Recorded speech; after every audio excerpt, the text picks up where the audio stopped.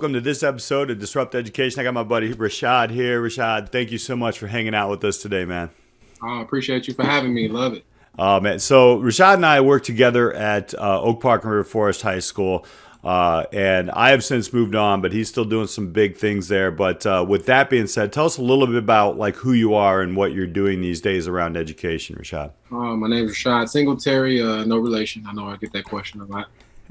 But I am a physical education teacher at Oak Park and River Forest High School, like you said. I'm also a football coach at the high school, been coaching for about 13 years now. And also I run a co-sponsor organization called Best Buddies, which is a national organization for students with intellectual and developmental disabilities, where we pair them up with a buddy, with a peer friend to create some one-on-one lasting relationships. And I've been loving and teaching PE for quite a while now. I got a chance to teach elementary for a year coming out of college after student teaching at Oak Park. They had a position for me, but not at the time. So they didn't want to get rid of me, and they had to wait a year for one of our teachers to retire. And so they signed me to a letter of intent to hire, which I heard had never been done before.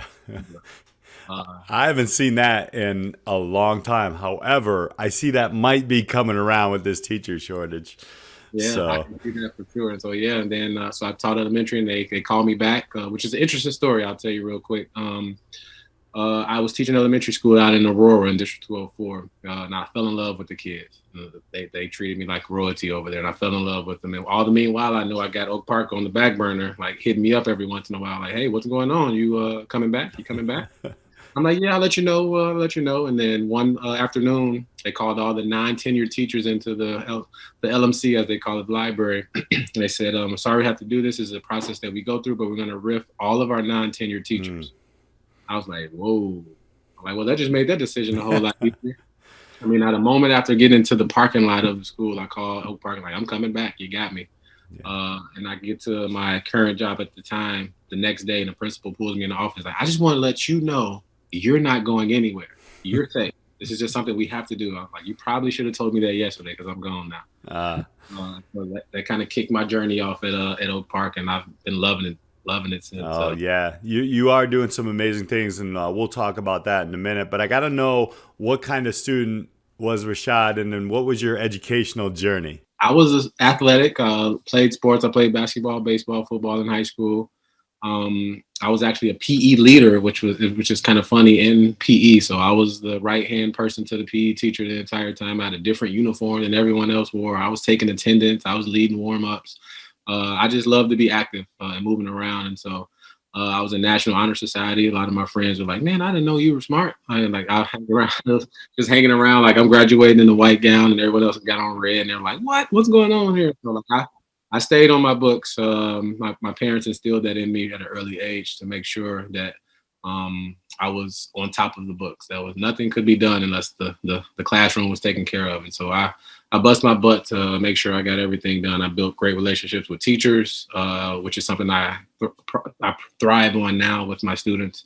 Because not everything, like as far as like test taking and different things of that nature, I struggled with. Like I just wasn't a great test taker, but I made sure my homework was done. I made sure I was polite in class. I made sure I was respectful, and I made sure I did what I was supposed to do. And that got me to where I am today. And so it's something that was instilled in me at an early age. And so I just pushed through and made sure that I made the most of my educational experience when I was in high school. And you've also done some coaching. How'd you get into coaching? Coaching kind of like fell into my lap. I experimented a little bit in college, just playing around with the park districts and stuff like that, trying to make some money while I'm in school. I played from youth all the way up into high school, had some opportunities to play in college, but kind of made that immature decision. Like, I don't want to go to that school or kind of stuff like that. And so I just went to Illinois State. I think we'll talk about it later, but I just went to Illinois State, where I know they had a great education and business program. And so I'll talk about what happened there in a little bit when we get into the college a little bit. Crazy story there, but I got into Oak Park with student teaching, and they said, our student teachers, we want them to do something else while they're in this school. And so it was the spring time, and saying, like, you want to coach baseball? I was like, sure, let's do it. And so baseball fell into my lap, and I worked with a few people there, and baseball took off. And we had in Oak Park, baseball and wrestling are like the religion almost there. And so great position to fall into. And so I coached baseball for quite a few years, and Nudero was the football coach at the time, and he was saying, come on in and this football program as well. And so I ended up coaching football and baseball for a while. Still coaching football now, but once I had my daughter, the wife was like one of those guys, no, I need home a little bit more. And so I let baseball go, unfortunately, but I got the chance to be a part of a state title run with the baseball program over there. But those were things that just kind of fell into my lap. They're kind of natural to me. A lot of PE teachers in schools are usually your coaches as well. And so it was really easy for me to continue building those relationships with students inside and outside the classroom. Yeah, that was, I'll tell you, I don't know if you knew, but my dad was also a baseball and a football coach for a long time. Takes a lot out. Those are two very long seasons.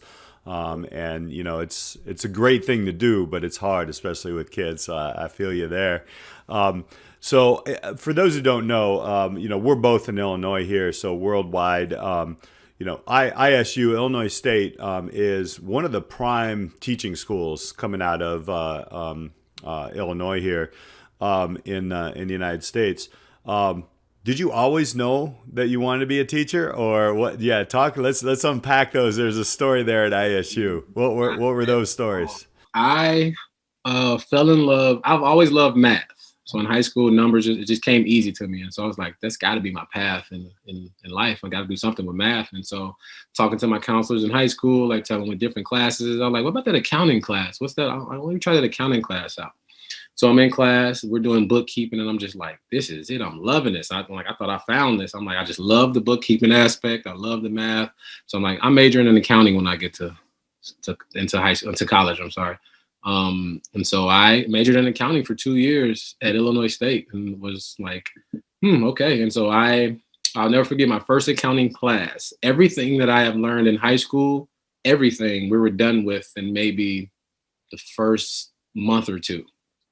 And I was like, after that, I'm like, don't think this is what I said, though. I thought this was going to be. I'm like, I'm taking all these classes. I'm fighting through them. I'm like, I don't know. This is not, do I want to sit behind the desk for the rest of my life? I'm like, this is not thinking this is what I do. So I made that tough call. My professor called me in, like, don't do it. Stay. And I'm like, it's just not a passion of mine anymore. It's not what I thought I wanted to do. I made that phone call home, like, Mom, I think I'm going to be changing my major. She wasn't too happy about it, but she's going to support her son. So she supported me, but just said, I better make sure I finish school. That's all she was focused on, and making sure. And so I had a math application in my hand and a physical education application in my hand. And I thought long and hard on both of them, just like sitting overnight. I slept on it and weighed some pros and cons out. And PE was where it was, because I wanted to get into some coaching as well. And I was an active person. I wanted to get moving around. And so I went and presented that application, physical education. They got back to me. They accepted me in, and here I am today. It was a journey. It was a fun journey. I still talk to all of my professors, like, to this day. They kind of took me under their wing, and they saw something in me early on. And so they kept me going. They supported me. I was the only Black student in my entire major, like literally my entire major. There was no other Black students in the entire major. There was more in the School of Kinesiology, but in the school of the major of physical education, teacher education, I was the only Black student. So at that point, I knew I was going to stand out. And so I'm like, if I'm going to stand out, I'm going to show my ass. Like, I'm going to make sure that y'all going to see the best out of me, and you're going to know that I'm here for a reason. Not anything I get is going to be because it's earned, not because it was given to me. And I think they saw that in me a lot. And so they took me under. I was president of the club. They were inviting me to different conferences in different states, and we were traveling. I was just really getting to see the different aspects of physical education, and it grew me a lot. And so I was able to bring a lot of my education from there back into Oak Park, and I think that's why they like me so much, that they offered me that position that wasn't even a position yet. As you know, when you're good, like, they create one for you, right? Did you ever think about teaching outside of Illinois at all? I never did. And I was just actually talking to a friend of mine recently. Like, I'm wishing I would have kind of experienced another state, just living in another state, just experience what it was. But I never got that opportunity. And I kind of in this position now where I'm like, I'm kind of comfortable. I'm got a family to look after, got a make sure everything is good. And so I kind of wish I would have experienced it just to see, get that different taste and kind of check that list off or that bucket off from like knowing like, okay, I did it. I'm okay here. But yeah, I never got that chance. But I have always thought about it. There's still time, man, and depending on what kind of rules changes in our negotiations, you never know what can come your way, right? But I don't think you're comfortable, man. I think you're doing some amazing things from what I know, and from what's out there in social media and stuff. PE is changed so much since my days in school. I can tell you that. And I did go to a small, rural school. And we did not have the things that are in kind of big suburban and urban schools that we're a part of these days here around Chicago. Talk to us a little bit about like what have been some of the highlights and the things that you have done around PE, because I think most people think, oh, it's just the sweatpants or just the uniforms, and everybody's just kind of walking around a track. Right, which it's not. But talk about some of the stuff that you do, because I know our audience doesn't know about the great things that are happening in PE, and especially what you all are doing. Yeah, it was like I just always took my experience from PE where it was just a lot more sports just based. It was just all around your team sport type of, and every once in a while some type of fitness. And when I got to Oak Park and just saw like the opportunities that other people had and what they could do in the school, I was like in awe. Like I had never seen a rock climbing facility in a PE class. Like I'm like, whoa, like sign me up. Let me learn how to do this. I would love to give this opportunity to give it to people who've never done it themselves. And I don't know if you want me to share my swim story, but I kind of have a little rough background with swim. I didn't learn how to swim until I was 33 years old. I'm 36 now. I almost drowned when I was a young man at the age of 9. And so I just stayed away from the water. I'm not swimming. Leave that alone. And I put my daughter in swim lessons at 11 months. And I sat there and watched her struggle. I was just like, here I am, a grown man, scared to get in the water, but I'm watching my 11-month-old struggle. And so I took private lessons and I learned how to swim. I got actually lifeguard certified so I can teach my classes swim as well. Because when swim unit would come up for my classes, I would have to change out with another teacher so they can teach my class because I couldn't be in the water. And so I wanted to get out of that. I wanted to keep my kids. I wanted to show my Black and brown students, you can do this too. And I kind of blew up recently. As you mentioned, social media, I kind of gave a nice little heartfelt story to the Board of Education. Kind of not a dry eye in the room, actually, when I was just watching and telling that same story to them, as I had 11 or 12 Black students in the class who could not swim. But I had 8 of them who wanted to be a part of my presentation to the board because I had been teaching them and really focusing on them learning how to be comfortable and safe in the water. And they were jumping in 8 feet, jumping in 12 feet. Just want to show that video to them, and they were just like ecstatic because we're going through all this different types of stuff with facilities at the school, but just showing like, man, I want you to see what's actually happening in the school outside of all the politics and what people get into. And so in PE, man, I just the self-defense that we're doing, like we're learning about how to defend your mind, how to defend your emotions, how to defend your mental and everything. When people hear the word self-defense, they automatically put their hands up. How do I fight? Right away it come up. I'm like, man, you got to learn how to protect your mind and your emotions first before you even get to that physical. Oftentimes we can de-escalate situations before they get physical if you know how to protect your mental. And so we spend a lot of time talking about that in our sophomore curriculum, one of our strongest curriculums in our profession, and where we're talking about sexual assault, we're talking about rape, we're talking about consent, we're talking about anger is not the only emotion that guys feel. We're talking about just how to be a human being, how to be accepting of people, how to, even if you're not in the right frame of mind of knowing what someone else is doing, that doesn't mean you have to bully them. That doesn't mean you have to get outside, to stay inside this constricted box that society is trying to put you in and what you're supposed to be as a man.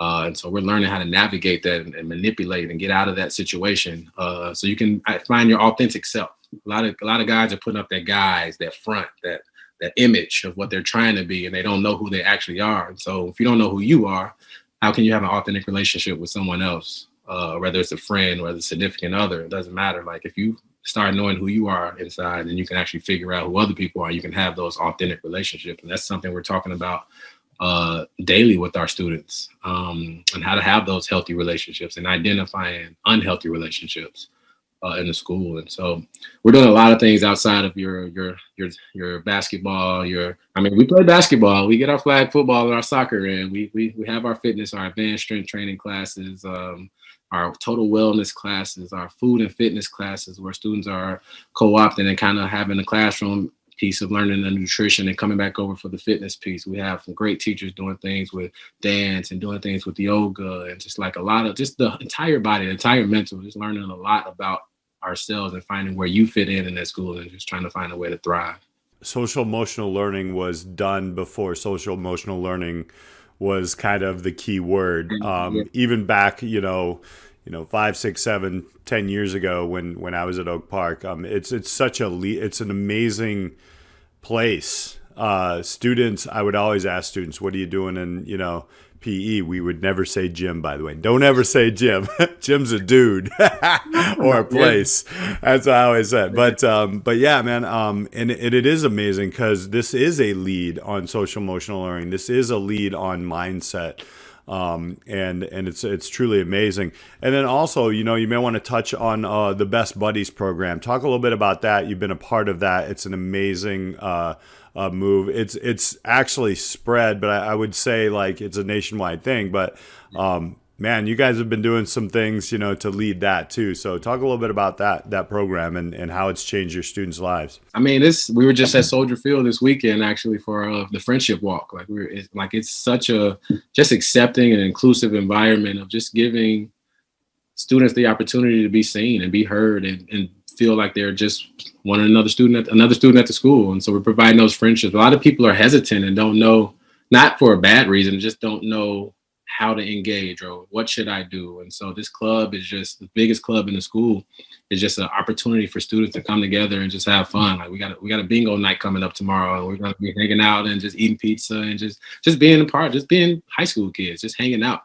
Because I teach the adaptive PE class as well at the high school. And so I'm always bringing in students to just come be peer leaders and peer buddies in the class, just to create an environment where it's just like any other class. Like I teach it as far as like if I'm playing a game in my team sports class, I'm doing the same game in my adaptive PE class, obviously with modifications, but it's just a situation where we're just trying to create the environment so that it's inclusive. And Best Buddies just goes above and beyond. Like the kid, me and Mr. Vaughn Joyce, we're the sponsors, and Megan Kennedy are the sponsors of it. And just us to facilitate, like the kids do a lot of the work. Like we provide the space and the opportunities for them to do it, but these kids just take over. Our president and our board are just coming up with ideas, and the meetings we have every Tuesday, the stuff they come out of their mouths and what they come up and what they want to do and what they want to provide for the kids is just like eye-opening. It's just like, man, you guys, we're learning from you. I know you all look up to us and happy we're doing this, but we're learning from you all daily. And just the love they give to the kids is just like amazing, just to sit back and watch and just see the joy on everyone's faces coming together and just being inclusive, just being included in the school and not just in some wing of the school where their classes are. The whole building is theirs. And so Best Buddies is just a club that I'll probably never leave. Like they have to kick me out for me not to be a part of it, because it just brings like a joy to your life. Like just seeing the smiles on their faces and the hugs when they just come grab you and just see how happy they are to be around you. And so, yeah, this organization is not whoever, but like this the thought of process of making sure that these students are included in everything we do is just a way we should be anyway, but I'm glad that this is providing that for them. There's so much around it, and I follow on social media here and there, and a lot of stories in the papers on around Oak Park and surrounding about what you all doing. So the one of the toughest questions is PE and a pandemic, man. That was tough, but can you talk a little bit about maybe some of the things that you've learned and have taken from the pandemic to maybe change some things up a little bit in not only just, I mean, I don't even like saying PE because it's almost like you're such a mental wellness department. I almost should change the name of it, but I'll use the old term traditional PE. But yeah, what are some of the things that you've learned from that and or the entire department, and some things that you've implemented a little bit differently? I would go into more so what people outside of us learned about PE. Like we learned how versatile and how well we work together in any circumstance. I think a lot of people struggled with it outside of PE, and I think PE, once we got together and figured out what we want to do, we were thriving. And so we're used to being the low guys on the low people on the totem pole, and when they need us, we're important. When they don't need us, we're not that important. So like we know that we know that what's the expectations of what happens with the rest of the building. But when that pandemic hit, man, like I think the rest of the world and the rest of the school and administration saw how important physical education is to the mental, like to that social emotional piece. And like, man, how the parents emailing me like, thank you so much for the ideas and the things you're doing and the workouts and stuff that we're doing. My kid needs it so bad. Sitting in front of a computer for so-and-so hours a day, they need that mental break, and the activities that you're coming up with and the stuff that you're doing is incredible. And we're so grateful for your idea and your creativity and what you're doing for our kids, because they need it bad. And so that pandemic hit, and it was tough. Like it was like the kids were struggling. And so we came together, and the ideas and the creativity we were coming up with as a department just like made people open their eyes like, man, PE is valuable. Like, man, they're killing this right now. There's you guys had a lot of cool challenges. You used social media, man. I was even trying to keep up with some of the push-up stuff, but but yeah, I mean, it was incredible. And yeah, even my own kids, my son is in high school. He's finishing up next year, and then my daughter in middle school. Yeah, it was a struggle for the PE, but we didn't realize, at that moment, yeah, those breaks are needed, and especially even in a school day when you're moving around. I'm going to bring out the disrupt education question. So if there was one or two things that you would change in a school system with your expertise around PE, mental health, all the different things that you've done, and you had the laws and you could just write it in the book, what would you do? It's funny. That's a great question as far as thinking about like if I had my own school, what would it look like? And so I just and I know the meaning and how important physical education is to the brain. And so I would love to just incorporate physical education into co-ops of classrooms more. And so before this kid's toughest class he has of the day is so-and-so, PE, we're going to make sure PE is the class before that class. We're going to get him woke. We're going to get her ready. We're going to get them up to speed and active and moving before they go to that class. And this has been tried before and done before, and the results have been amazing, but we just don't do it. Oftentimes, PE is just a filler in the schedule. Like we'll move it anywhere. But when it comes to other classes, they're like, well, they can't have a third period, can't have a fourth period. Let's just swap their PE out and move them. Like they don't it's tough. I would love to end that, but that's another story. But I would really just try to get the programs that we run, like the self-defense piece, the adventure education piece. Those are some of the strongest, I would say, the curriculums in our department. I would get that spread out. I talked to my two of my closest colleagues. One of them is a dance extraordinaire. Like she's absolutely amazing at what she does, and I just see the value in what she's doing, going down. I see another one of my closest colleagues is really strong in the mental health world and the yoga that she does, and a lot of the things. I would get that incorporated into a lot of the different classes that we do, and put a little bit more priority and pride into the physical education piece, more so than just an afterthought of what it is. I would just try to make sure that it's valued more so in putting it into the schedule as a priority for the kids to give that active brain work to them before they go into that tough class that they might have.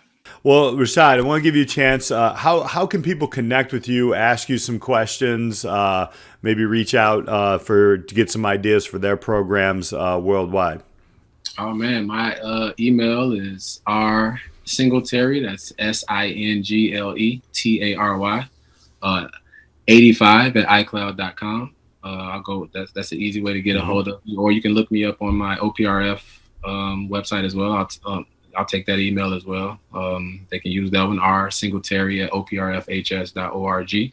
I'm an open book. We have our self-defense curriculum. We pass it around. Like it's nothing we're trying to like hold on tight to and no one can feel. Like we give this to everyone. We have schools all over Illinois right now using our curriculum just to get it out. It's important information for our young men and young women to use and to learn. A lot of them don't know that they don't know this stuff. They think that they get it from the societal world, and a lot of things they get from society are not in their best interest. And so we're just trying to spread the wealth for sure. I'll put those in the notes for everybody. Rashad, man, it's always great talking to you, man. We're good buddies. Hopefully we get on the golf course here soon. Sure. But thank you so much, man, for hanging out with us on Disrupt Education and telling your story and sharing some of the amazing things you're doing with PE and beyond. Thank you. Appreciate you, P. We're definitely going to get out there. Or we hit 5 iron up. We're going to get somewhere. We're going to get to swinging a little bit, for sure. Absolutely. And thank you all for listening to the Disrupt Education Podcast. We'll catch you next time.